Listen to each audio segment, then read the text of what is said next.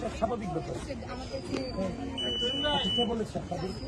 প্রত্যেকটা জায়গাতে প্যানেলিস্ট দেওয়া হচ্ছিল, কারণ প্যানেলিস্ট না দিলে এতগুলো সংখ্যা এরা মনে রাখবে কি করে?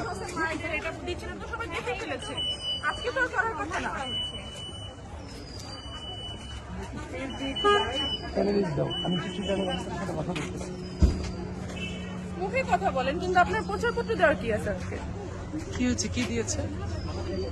আপনি দেখছেন না, পুরো একটা লিস্ট ধরিয়ে দিয়েছে।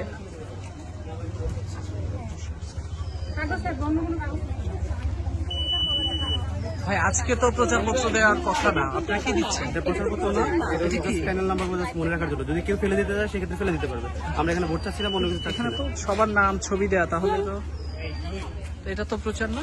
এটা প্রচার কিভাবে? জাস্ট হচ্ছে নাম্বারগুলো যদি ভোট চাওয়া।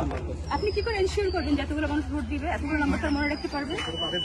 অবশ্যই সেটা আপনি তো, এটা প্রচারপত্র তো দেওয়ার নিয়ম না। ভাই আপনারা কি দিচ্ছেন আজকে? কি এগুলো দেওয়ার কথা? মানে প্রচারণা কি আজকে চলার কথা? প্যানেল নাম্বার মনে রাখার জন্য। আপনি কি দিচ্ছেন দেখে একটু?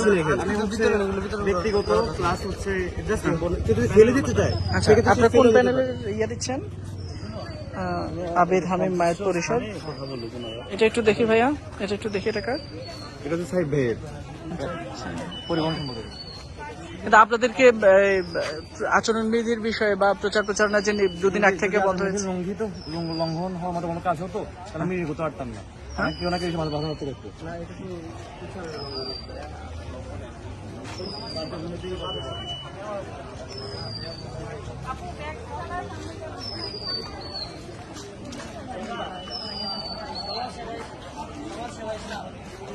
বলতে হবে।